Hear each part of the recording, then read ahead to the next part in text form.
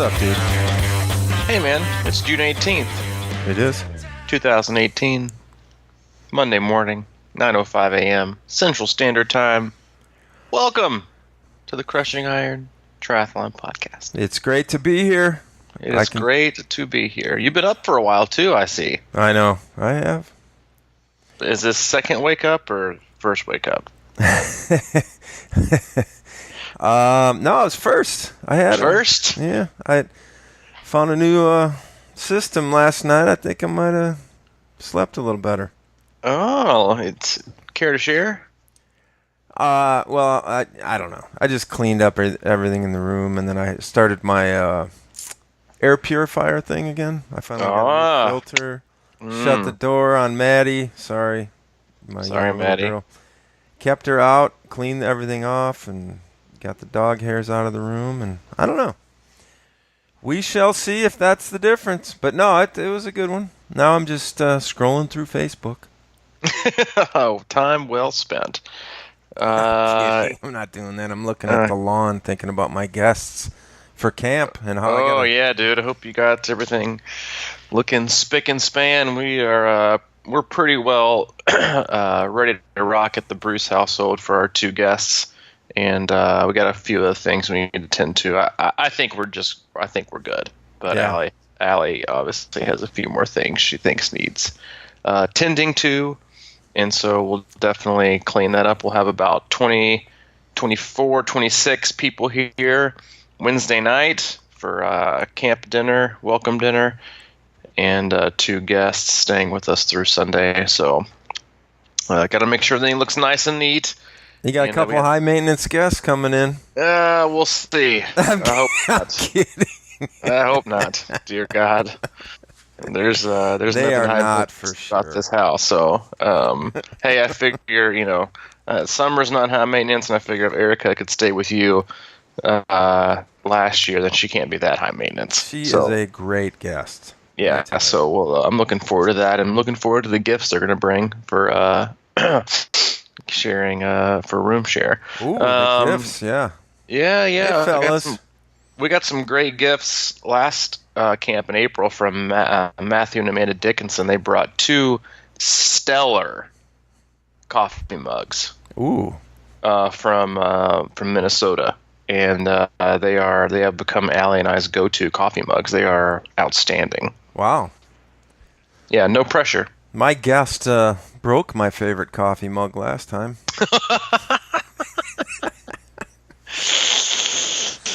Well, no deposit for that, young man. Had to go out and get some elephant glue or whatever that stuff's called. Elephant glue. I don't know. Maybe Gorilla glue? Gorilla glue. What are you talking about? Well, if you're still with us, this is, as a reminder, the Crush Iron Triathlon Podcast. We have a training camp here this weekend, so we have a bunch of athletes coming in town Wednesday through Sunday to have an absolute blast here in the heat and humidity that is Nashville, Tennessee for the next 4 days. We got about 22 people coming in town. It's going to be a great time. And if you want any more information about future camps, you can always reach out, c26coach@gmail.com. You can also go to the website to check out highlight videos from past camps at crushingiron.com. And if you would like to be a part of the conversation, which it seems like we have had quite an uptick here recently, especially from our friends and compadres across the pond with a little international flavor. You can also search us on Facebook, Crushing Iron Group, and we'll let you in. But yeah, the last 2 days we've had quite an uptick in our international flavor. So hey, we love it. We appreciate it. We like to grow. And if for some reason you weren't in there and you missed a very riveting 10-minute suspense-filled, edge-of-your-seat, nail-biting Facebook Live from Mike Girali, where he his Decision 2018, which is like 20 times the what you see high school athletes do when they do this whole, DVUD, pick your college you're going to attend to with the hats on the table. You missed it. It was easily our most popular, most widely viewed Facebook Live, I think, ever. Really? And yeah, oh, for sure. I mean, there was we had a couple requests from Fox Sports and ESPN to joint share that, but listen, we try to keep this thing low key, and we don't want to let any of the sponsorships or anything infiltrate our smooth and genuine podcast. So, No. but yeah, you announced that you were in fact doing Ironman Louisville this coming October. I did, didn't I? I did that. That video's still in there if you want to join our group. In fact, let me just throw this out there because I did notice that some of the people coming in were referred. So if you're in the group and you know some people out there that might like it or whatever, you can kind of like refer them to the group, right? Yeah, you can suggest. I was looking for that word. Yeah, so, be suggestive. Be suggestive. I mean, I think that's one of the things that needs to be pointed out. I mean, we're not, a high-end marketing machine by any means. We kind of do our thing on a low-key level, and just people find out about it. But, if you're in the group and you like it and you think someone else may like it, I think that's a legitimate way of spreading the word. One by one, sort of a deal. 1 by 1, 2 by 2. Yep, you can be our Noah's Ark. Yes. So anyway, I did declare, and the funny thing about that announcement, I did declare. I did declare. People seem to like how I laid that out there with the hat. Oh, they loved it. Gave them a little time to settle in with their popcorn. They loved it. My mom created a Facebook account just so she could come and join the Facebook Live to sit there and watch. You're kidding, right? Yeah, I'm kidding. She didn't. But I did notice that she did retweet something on Twitter, which I thought she's all about some Twitter, which is funny. I mean, Twitter's my go-to as well. I much prefer the content and the layout, and I think just the general info I get from Twitter than I do easily over Facebook. But unless it's a live cast. Yeah, unless it's a live cast like you did. But yeah, she's all about some Twitter. I think she has a couple undercover accounts. Oh, checking around on the kids? She's a middle school principal. And I think that they have to have some kind of low-key monitoring undercover aspect. But because she always seems to know things are going on. I don't even tell her. I'm like, yeah, I see you creeping over there. But yeah, she'll definitely retweet some Mike Girali love. Anyway, so people, I don't know, I'm not sure people believe it, but I was sitting here that morning with no decision for the decision. No decision for the decision. Yeah, I mean, I had decided that if I was going to tackle a full, it would be Louisville. I knew that much. I just wasn't sure if I was ready. And I did a bunch of writing that morning, and I posted something on the Crushing Iron blog about how I came to this decision, so I won't rehash that. But it came down to basically the fact that I can do it. I'm not getting any younger there, Robbie. And I thought, heck, I feel pretty good. I mean, it's one of those things where what else am I going to do kind of too? And I like the idea of continuing to keep my body and mind focused on doing harder things in life, and I think it makes life easier on many levels. So that came down to it, and I said, well, I also thought about postponing it till after camp, but I knew that after camp I'd be all in, so I might as well just do it now because camp will get me all fired up. So yeah, it'll just be another catalyst for propelling you forward to your ultimate goal. Right, yeah, now. So now I can just get it focused, and this is the thing, and I know it's silly, but a lot of these, you kind of joked about the hats and the over-the-top school selection thing, and I wonder if sometimes these guys wouldn't be better served by, just going with their gut and making a decision early and just getting the distractions out of their life. I mean, to spend your whole senior year getting 100 texts a day from college coaches or whatever. I mean, it's got to get old, I mean, so it was just sort of I don't want to say relief, but it felt good to just get it out and say, all right, let's just do it, Yep. Move forth, young man. Move forth. And are you still feeling as positive and motivated as you were 72 hours ago? Yeah, absolutely.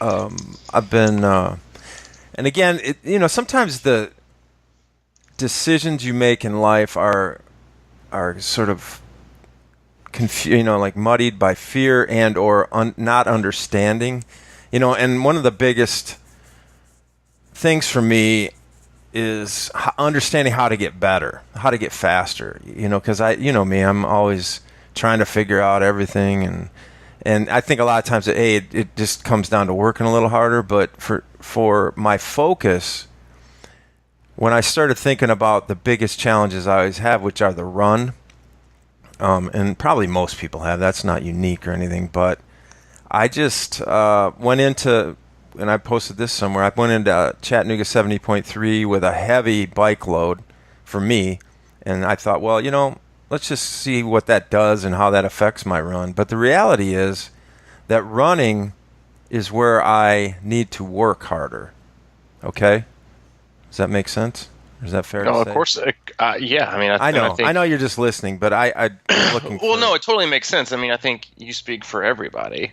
I mean, I think that I don't know that I've ever heard like anybody really ever say, man, I just had the worst bike ever, but dude, I crushed the run. Like, you're never going to hear that. It's rare, but there's some of these runner types. I'm sure there's somebody, exactly. Yeah, I'm sure that, but they know, like I'm thinking like, a first year long distance Ironman person who's like a sub, 3-hour marathoner. They're thinking, I just got to get through the bike. And then they know, but to them, it's not really the worst bike ever. They already know that if I can just get through it, I'm just going to have a field day.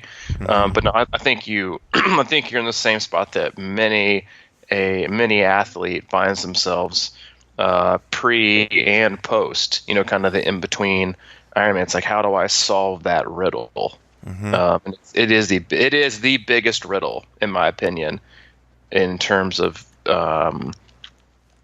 finding yourself in a successful situation.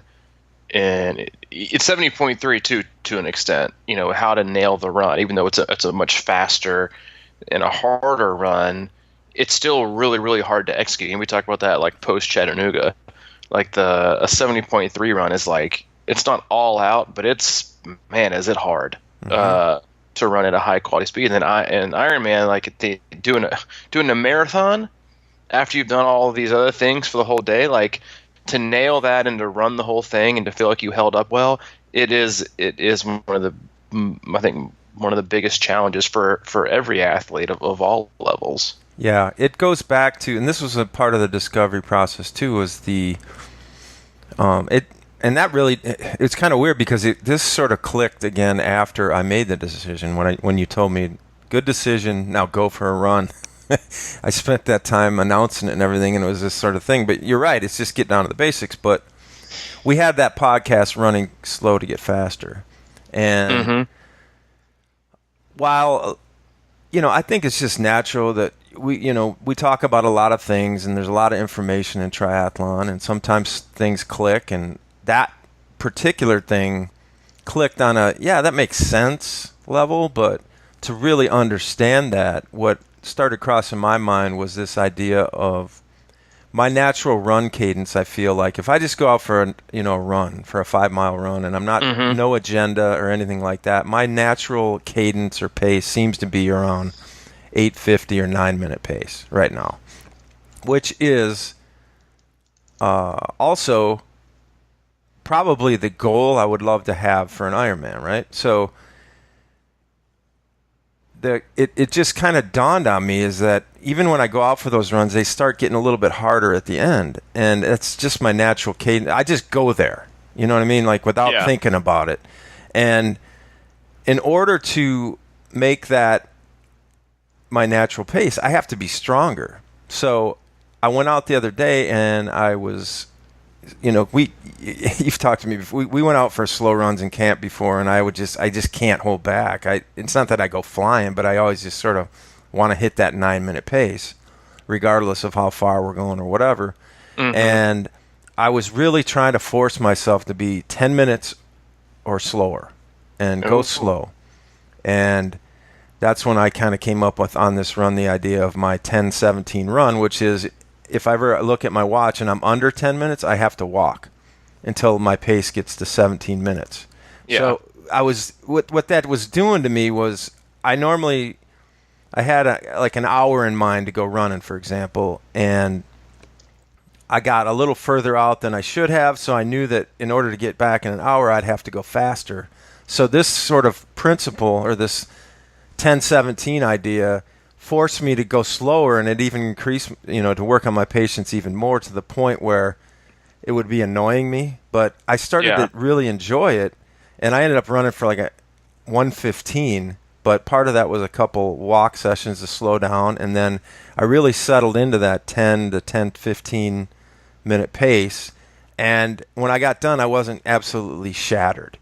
Yep. So it really made me think about this idea of building that durability in the frame a little bit more. And it just sort of sunk in for me, because I felt it. And I think that's part of the learning process is you have to feel something to really understand it.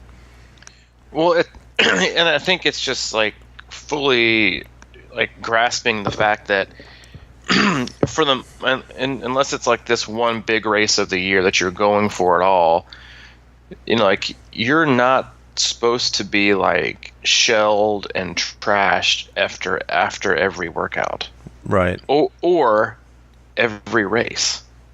Like you're not supposed to be shelled where you can't walk for like a month. Mm-hmm. For the most part, unless it's like this huge race and you execute it perfectly and run like just so hard. And then the same thing goes for running and cycling and swimming. Like you're not supposed to be trashed after like to a point to where like you can't wake up and move the next morning. Like it's just that's not it. You might think it's productive, but it's not. It's actually counterproductive to what you're trying to do, which is build lasting fitness and consistency, not trash your body and then have to wait a few days and then try and do it over again. It's that weekend warrior mentality. Yeah. Where people, like do these, ridiculously insane long, 100-mile rides and 12-mile run bricks. And that's all you ever hear from them because during the week they don't do anything because they're too shelled.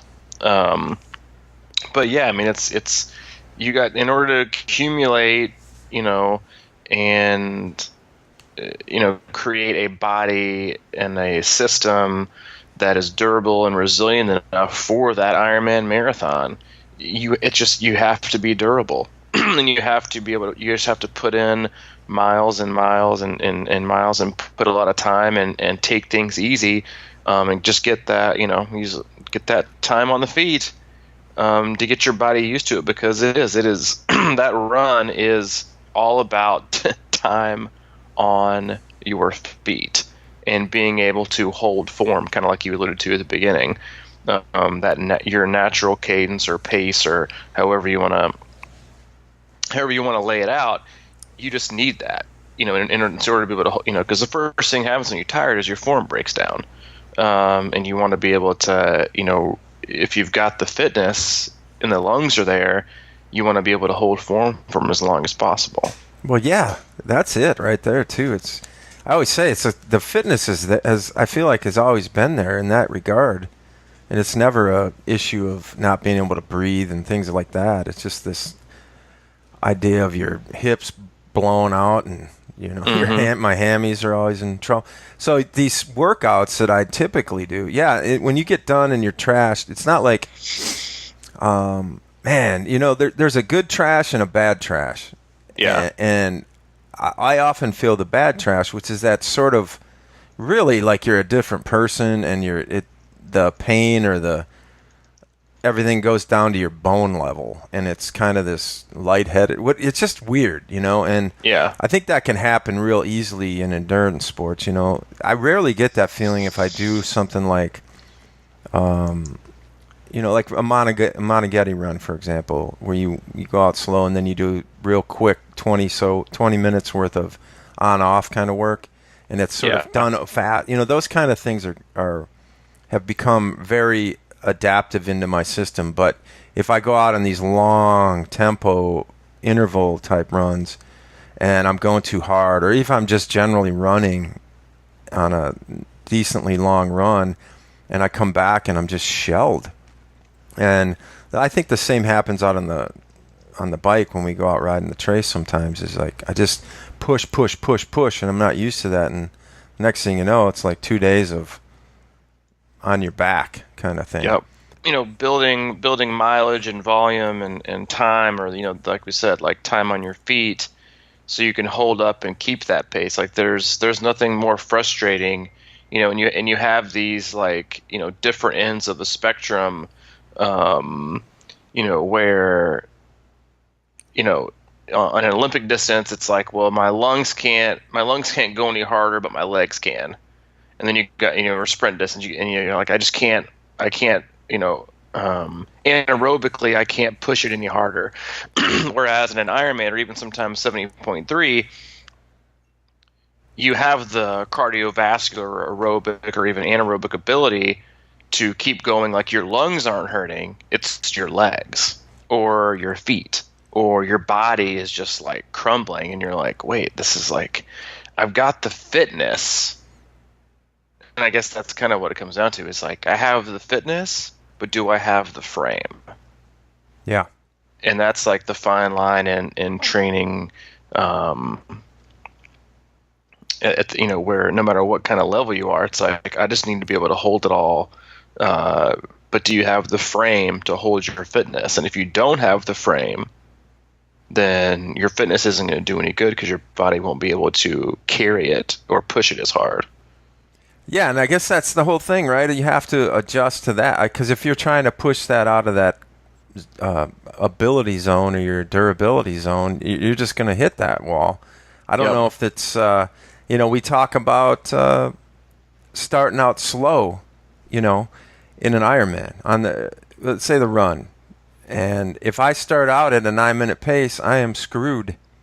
Mm-hmm. Remember, we talked about this a long time ago, I'm sure, but we looked at our buddy Will Emery when he did Ironman Louisville that one time. He's fast, top 10 finisher that year in the whole race, and I think his first 3 miles were 9:30s or something like that. And then for the next 23 miles, he was right at 7:30. Yeah. It's like, I always look at that as, man, that's a lesson right there. It's got to be. Mm-hmm. It's just about, for him, I don't know if that was just kind of cooling down or waking up or whatever the heck, he was going through. Well, I think back then, too, it's about getting your body cool. That was true. It was hot. Yeah, because it's really, really, really hot. Yep. But still, it's about easing into it and finding your legs and finding your groove. And then just kind of moving yourself into it. Mm-hmm. Because it's just not an open marathon. It's not. My buddy Ken, our buddy, he'll be out there this weekend. Kenny, he ran the Moon Pie 10-miler this week. Mm-hmm. And, he went out and he did great. He went after it hard. And he said he started hard, and that last, mile or 2 miles was just torture. And he said the thing that kept going through his mind is, how does Mike do an Ironman? How does he, we were talking about it, and I said, I don't go that fast, and to your point about the aerobic ability, the lung capabilities of going hard in a 10K or even a half marathon like that is just so much different. Well, that's just what we get in our head. Yeah, exactly. But it is, it's even in open marathons, it's about, who slows down the least. Yeah. And, if you can get yourself in a groove and you can find a way to, even just running the entire marathon, if you can do that, and not drop 2 minute a mile, or even 3 minute a mile, then you're going to be in really, really great shape. And you're going to be, I think we've talked this before, is like, I would gather that probably less than 30% of athletes at an Ironman event run the entire marathon without walking. 30%, yeah. And I think that may be high. Yeah, if you're not including the little walk to the aid station either. Yeah, or does that count? I would put that at I'm not counting those, but I would count. I would say if you don't walk any at all ever, even through an aid station, I'd say it's probably less than 5%. Yeah. Wow. Yeah. So you think about that, and if you can be that part of that 5%, or even part of that 30% where you only walk to aid stations, how much of a different time that's going to have on your race. And I think one of the most underrated aspects of it is the mentality that you get from being able to run at miles 15, 16, 17, when you see, especially with these courses that are loop courses, and then you continue to see so many other people stop and walk. I think there's, and yeah, I know, the mental fortitude that it takes, everything else, and the mental boost that you get, I get that part of it. But it's like that. It's like that physical affirmation. See, it's working. What I'm doing and what I train for, and I'm holding up when everyone else is not. And especially on the course you're going to do, at Louisville, that 2-loop course, you make it to loop 2 and you're still running and you're not walking, you pass a jabillion people. It seems and I think one of our athletes, Sarah Frank, she ran the whole marathon last year. I think she jumped over 1,000 places just in the marathon. Wow. Can you imagine passing 1,000 people on a marathon? And what that does to you, and how much faster the run goes by, and what it does to your psyche, and your motivation and your ability to withstand the urge to walk, or to give in to the pain, and yeah, I'm not saying that you have to, but I think there's something to it, and you see the athletes that are smiling and running, they're like, why are they smiling? You're like, well, because they're running past you, for one. And just the confidence that it gives an athlete. And then I think even once you get to mile 20, 21, 22, if you haven't walked till then, you're probably not going to. Because you're like, man, I'm almost there. Yeah. And you're passing people right and left, and just there's such a huge different mentality, mental shift in getting passed on the bike than getting passed on the run or doing the passing. Passing on the bike is fun. You're like, yeah, passing on the bike, but then passing somebody on the run is like, bye, see you later. I'm never going to see you again.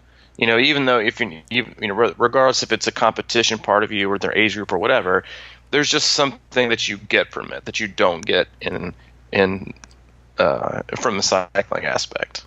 Yeah, and let me just note that what I noticed the other day when I was doing that slow run, that under control, that just felt more in that pocket of you know what, you could probably do this for a long time. Mm-hmm. That mentality of, yep, I'm not overreaching here, and if I had to just keep going, I could probably just keep going. What I did notice is when I got into that thing where it would slide below 10-minute pace and I had to walk, and I would walk for however long it took for my watch to get up to 17-minute pace, and then I'd start going back at it. It was much easier to start running again too.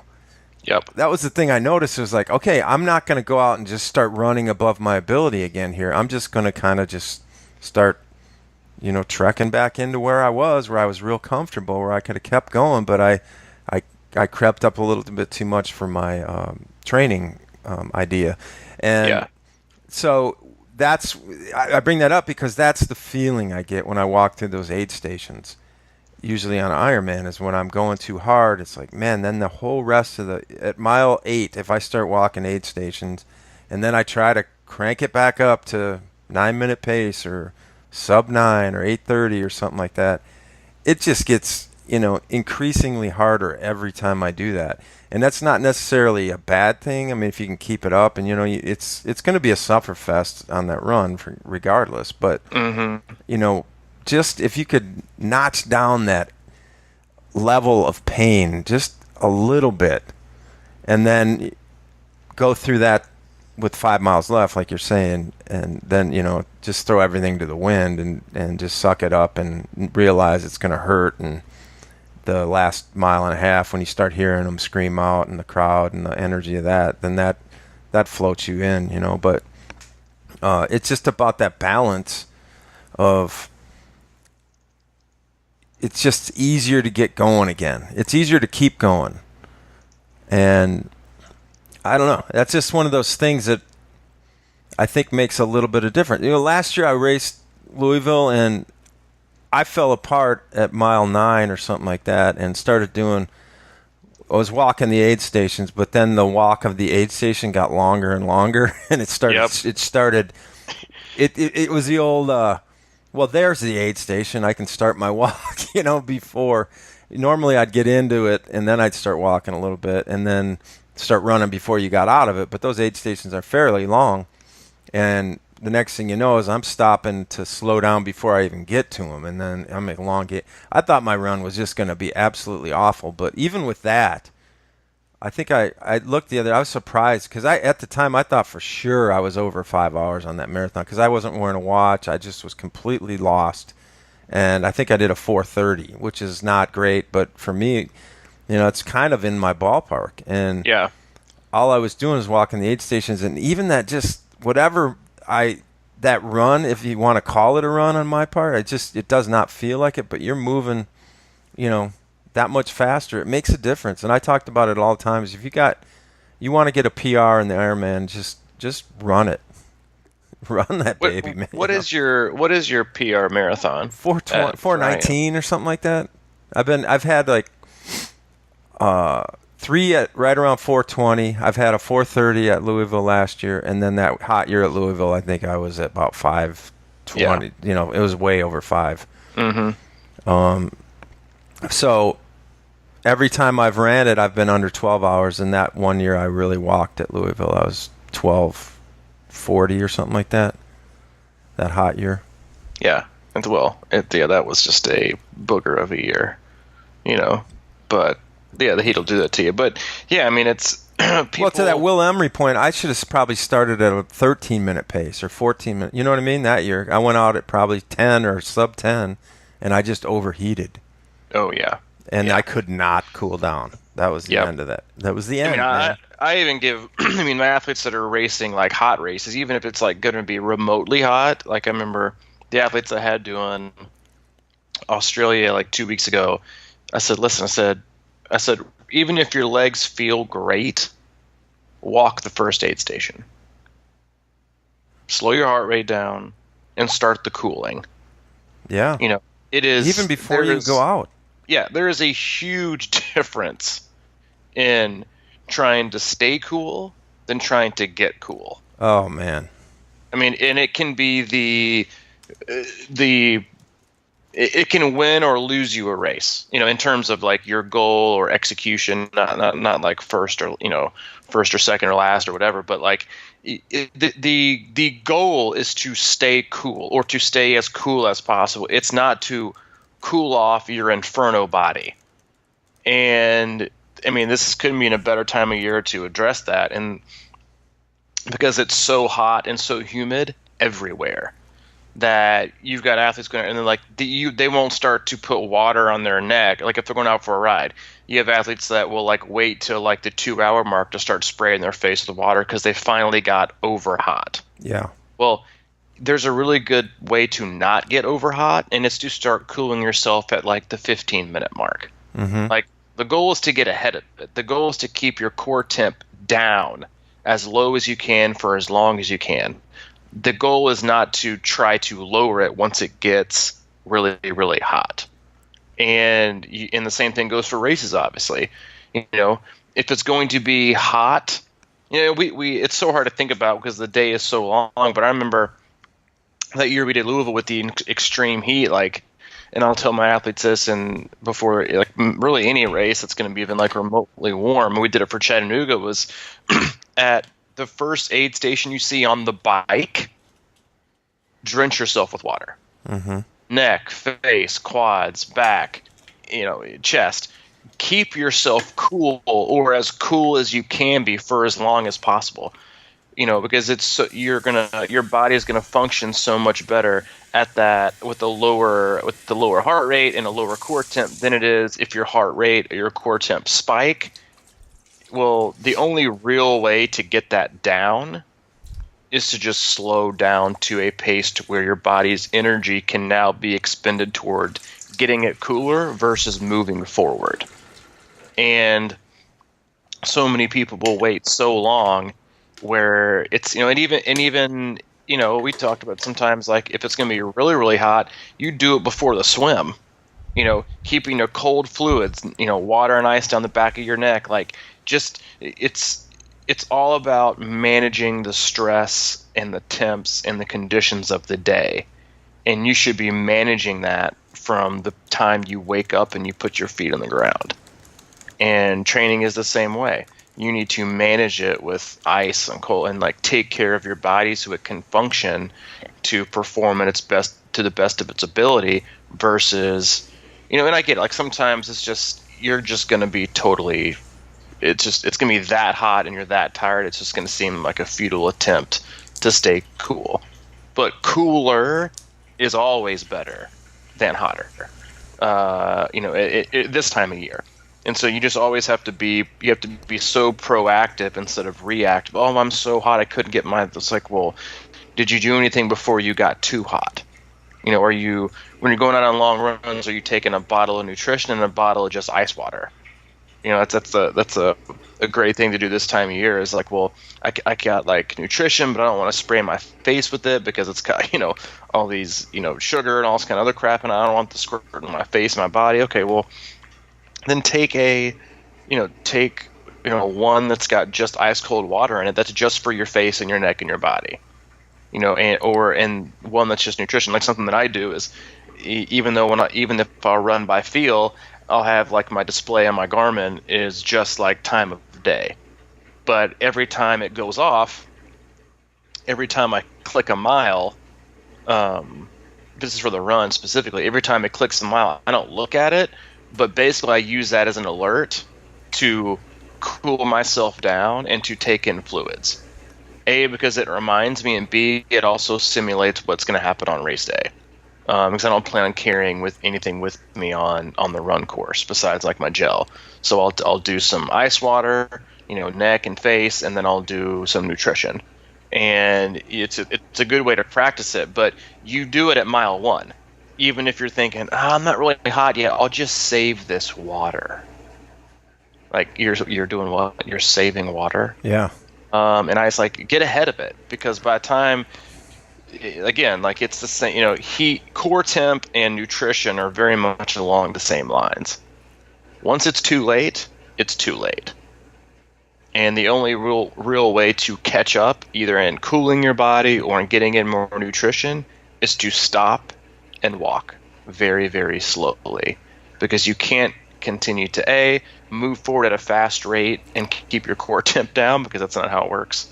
And B, the same thing with nutrition. Once you get really, really behind, you can't speed up and still take in the amount of nutrition it's going to take to get you back up to your baseline of where you should be on the beginning.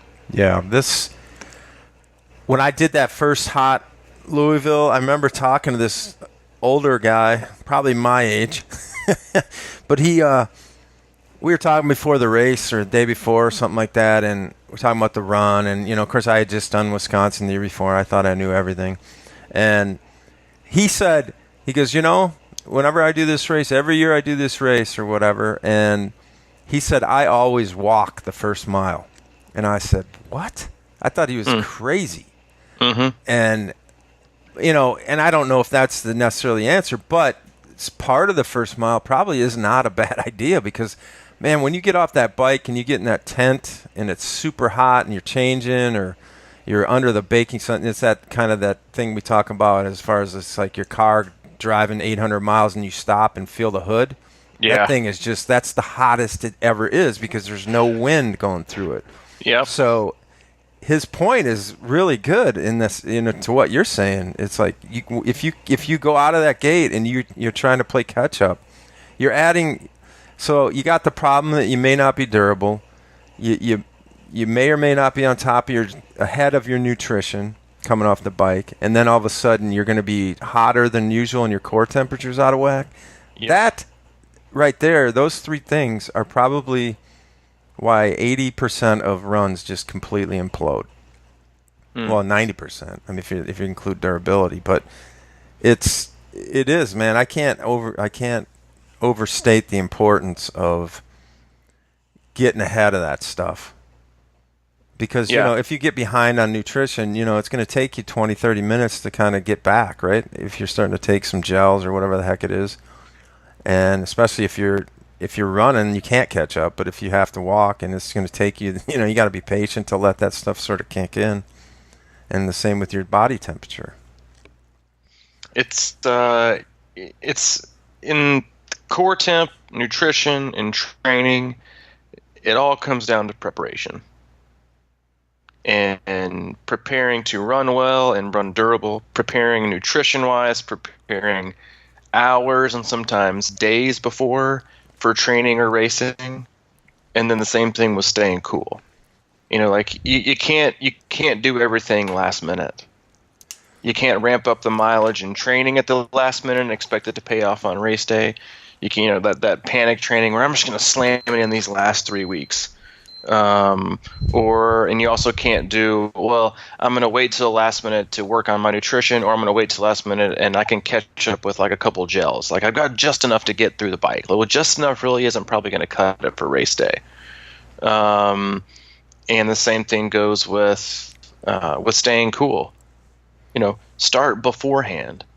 If you're going to go out for a long run or a long ride, like make sure that you take in some, cold fluids before, put a little bit of ice water down the back of your neck before you even get out there. Stay in the cool environment. Like it's just to your car analogy, like if you drive your car for a long time, it's just, it's going to be hot. But the same thing is like if you have your car like sitting out in the sun before you even started, you put your hands on the hood and it's going to be like 1,000,000 degrees. Yeah. Like there's so much preparation this time of year. Like you just can't ignore it, and you can't be the margin of error that you have now versus the margin of error that you felt like you had in the winter is like, it couldn't be, it's like a total 180. Total other end of the spectrum. You can go out for an hour-long run in February and be just fine on probably like fasted with like no water and feel awesome. Yeah. Right now, you're paying the piper for maybe a day or two. You weren't because we talked about this so many times before in terms of how everything is connected when you train. Like, if you fail to execute your nutrition on a long ride or a long run or anything like that, it's not just going to ruin that workout. It's going to ruin the next day and the next day or two's workout, because the body has been damaged to the extent that it's going to need longer to repair, and it's going to be harder to repair itself. Mm-hmm. So there's this continuous string of always being prepared, with preparing for a workout, feeling yourself perfectly or as close as you can during the workout, and then recovering the way that you should. Mm-hmm. There's just every time, and I get to see this on a daily basis with athletes, especially this time of year with the heat. It's like even like an ounce of neglect, you're going to get like a pound of punishment. Mm-hmm. And this time of year, like with training sessions and being in the meat of the year with races coming and going, like, continuously like not learning from your mistakes is just hurting yourself. But you can't neglect any part of it, and you always have to be prepared, and you always have to stay motivated and on track and focused, about what you're doing next, and then how that's going to affect what you do after that. And you can't just kind of, last minute crunch time, procrastinate your way through training, racing, and cooling, especially this time of year. That is such a solid point. And me personally, I will tend to push myself into sufferfest mode.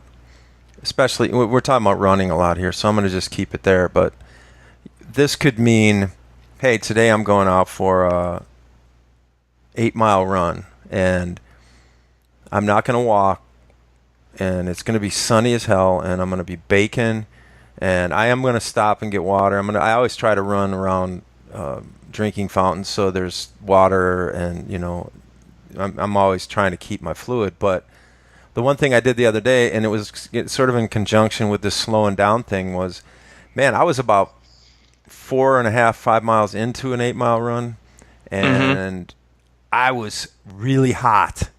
And I did, to the point where I had 3 miles left, and I said, well, I could push, I could just hammer through this.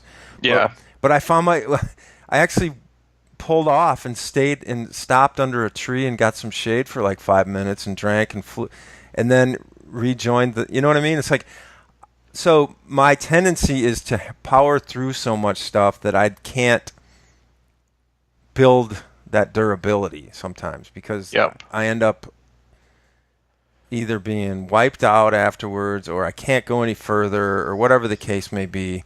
Whereas 15, 20 more minutes on a certain run, 30 minutes here or there, that could make a huge difference. But if I can't navigate, or like you said, manage that kind of stuff, then that causes all kinds of problems. And it sort of takes the life out of it too, If you're always making things so hard, there's this mentality to make stuff hard and be hard and harden up. And I talk about doing hard stuff, but that can go, you can elevate that. It can be harder for a different reason, for example, or it doesn't always have to just, blow you out of the water to the point where you're just wrecked. And it was just interesting because I've found myself more often put my head under these, water fountain things, and just really trying to cool down mid-run and trying to, segment these things out a little bit more rather than doing a whole hour and a half. I'll just make sure that I'm kind of taking care of myself in between it. Yeah. It's about sacrifice, and it's about what is too sacrificial. In terms of feeling prepared and being prepared, and then what is too much.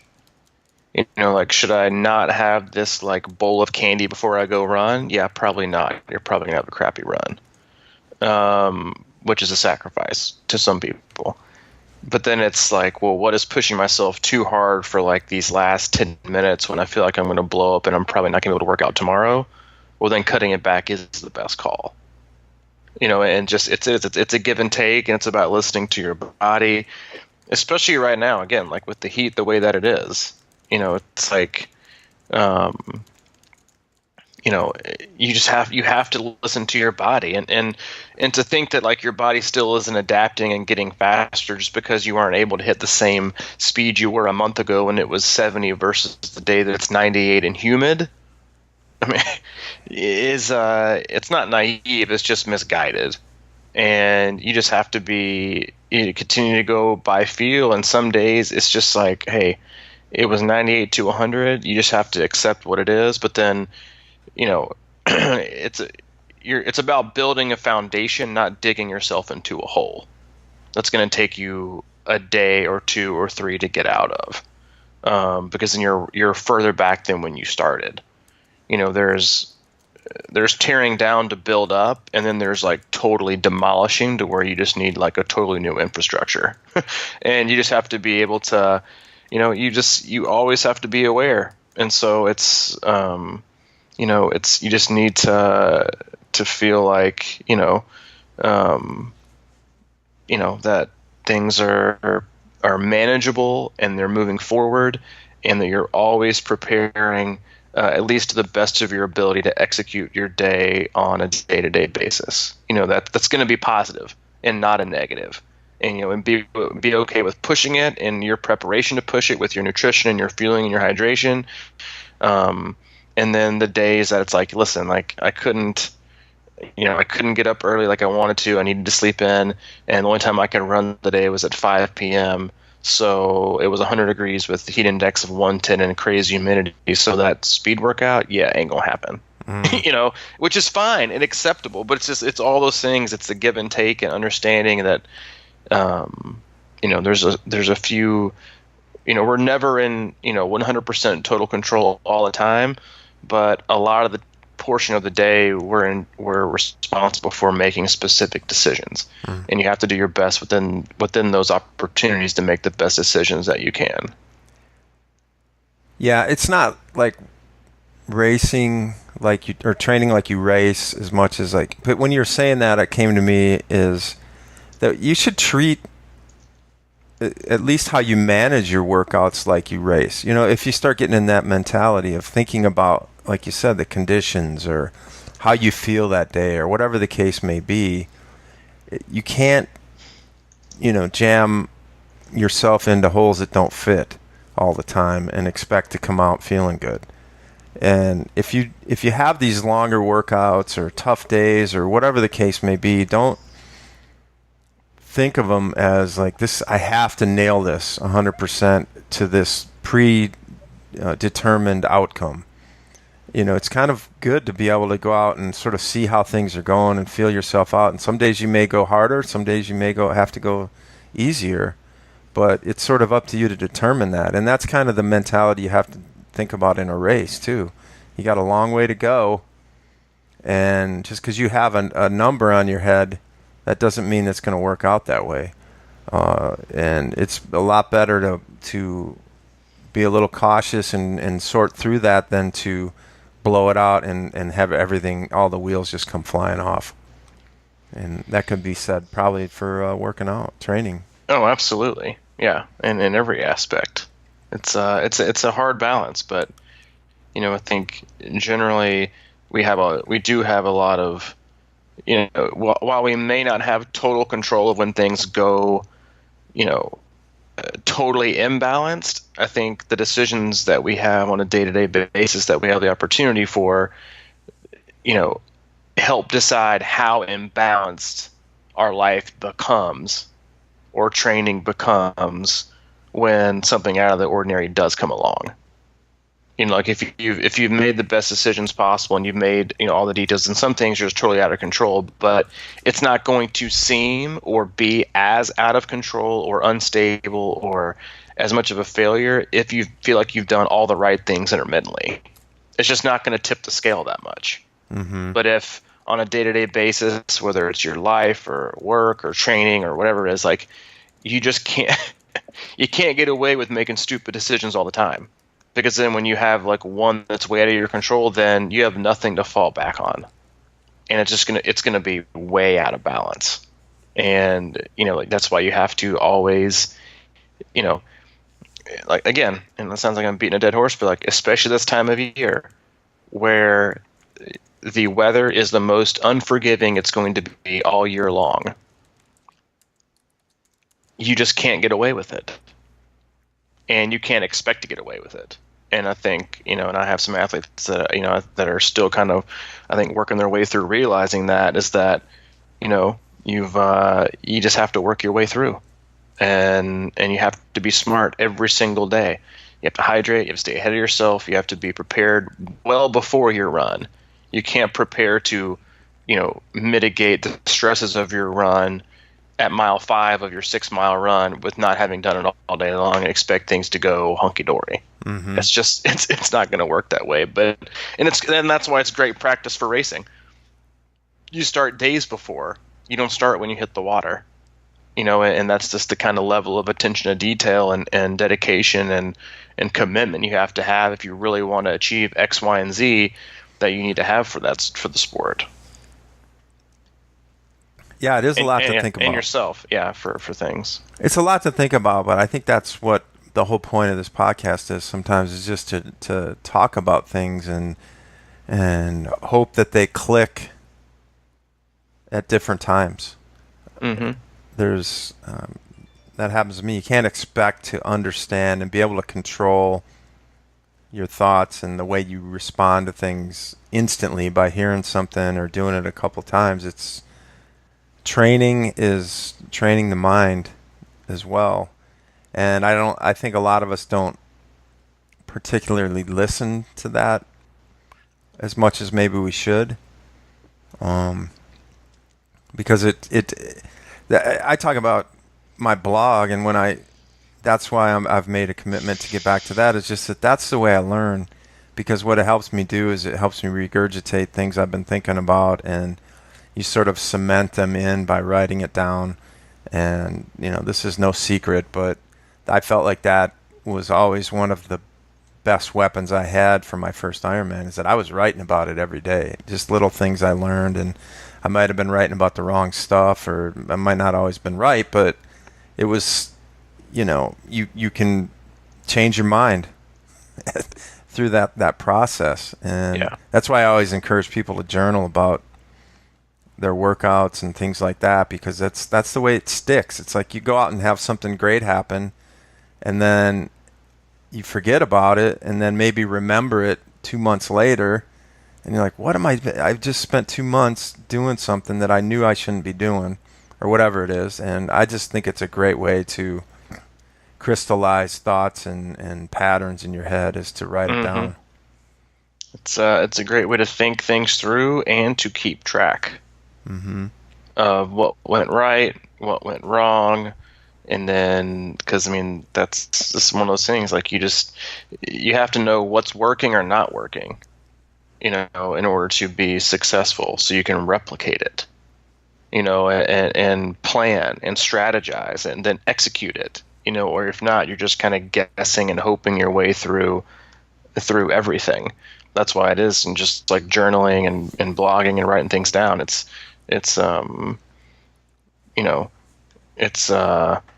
just important, especially with so many things today, where I feel like, it's not so much that people don't pay attention, and, it is that, like I had this conversation with a friend of mine the other day. It was like, when somebody, usually like this day and age, is like, oh yeah, sorry, I just don't remember that. It's not that you don't remember it, it's that you never listened in the first place. Yeah. Because there's just so many things and stimulus, and like you can have a million apps open at one time on your phone, and like chatting with you and messaging you and sending a picture to you and this group message here. It's like, how do you keep track, and how does any of it stick? And with training is the same thing. Like you go out and nail this ride, and you feel like you had the most perfect ride ever.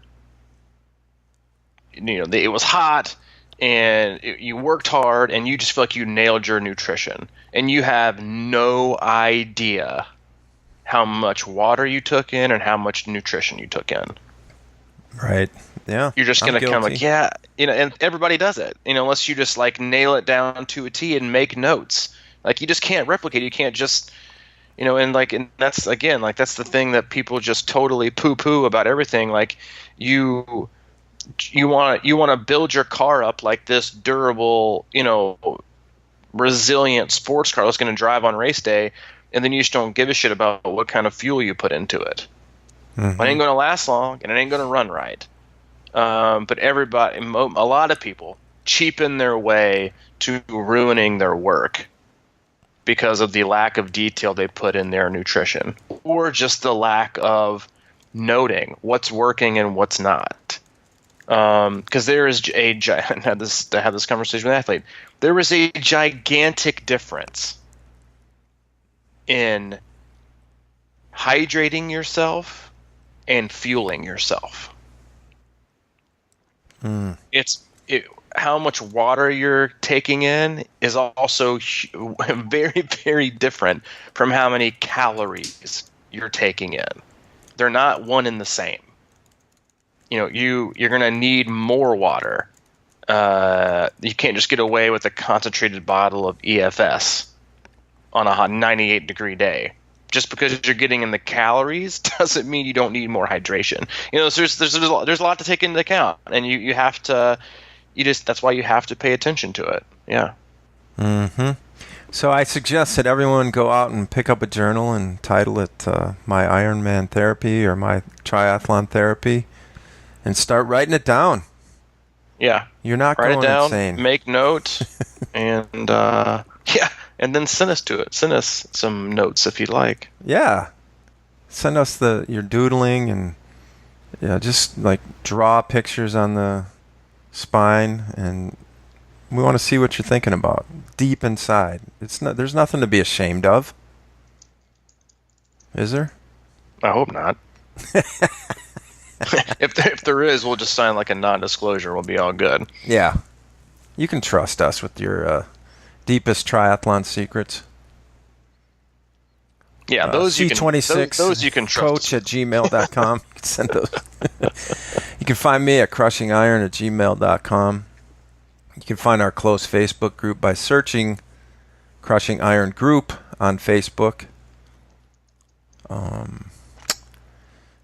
You can if you're thinking about coaching, go to crushingiron.com. You'll see all the information there, including pricing. And what else? Man, please go to crushingiron.com and sign up for our email list.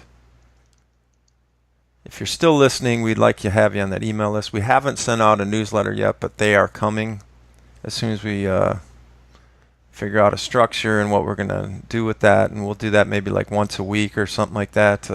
Yeah, we have great content to send out. We just want to figure out the perfect delivery system for it, so it's not like an annoying email thing that you get, kind of like Roka's doing right now. Yeah. If I get one more freaking email from Roka, I'm gonna never buy their stuff again. I get it. You sell sunglasses. Got it. I know. I got one of those the other day. I was like, hey, dude, just man, leave me alone. Like 4 emails a week. Like, dude, just leave me the F alone. Like, I don't know what kind of new software you guys are using, but dude, give me a break. Roka, did you know we went on a lunch break today at 11:30? Yeah, we got it. And we wore these great new light sunglasses. That's right. I could see every layer of my peanut butter and jelly sandwich as clear as day. All right. But yeah, so working on that. So yeah, please send that over. And then if you like what you hear, please subscribe and follow us on iTunes, subscribe and download, and then leave us a review. We appreciate it. Yeah, and if you know anybody at Quintana Roo, ask them why they haven't returned my email. Good call. I mean, come You're on, listening, man. QR. Bad news. Wow, that's really interesting, man. Yeah, I mean, I wouldn't even bring that up if it hadn't been over a month or something, or a month. Yeah, I was just like, man, right down in Chattanooga. They do business. Good people. Thought we had something going on there. Anyway, what else is out there? That's about it. I think that's it. Yeah, that's it. We got camp, so we'll be coming to hit you up on Thursday, about a day into camp, so we'll give you an update on that. And but we'll keep coming to you every Monday and Thursday. And if you want to check out anything else that we do, you can always go to crushingiron.com for all of the specifics. That's it. All right, man. What do you got going today? You going to go out running? I got a call. I got a call here in about 2 seconds that I got to take. But after that, I'm going to ride. No run today. I got 8 runs in last week. Yeah, you told me about that. Yep, little run block for the dad. But big just a ride today, and then get ready for some camp stuff. That's it. All right. All right, dude. I'll check you later. See you, buddy. See you, man.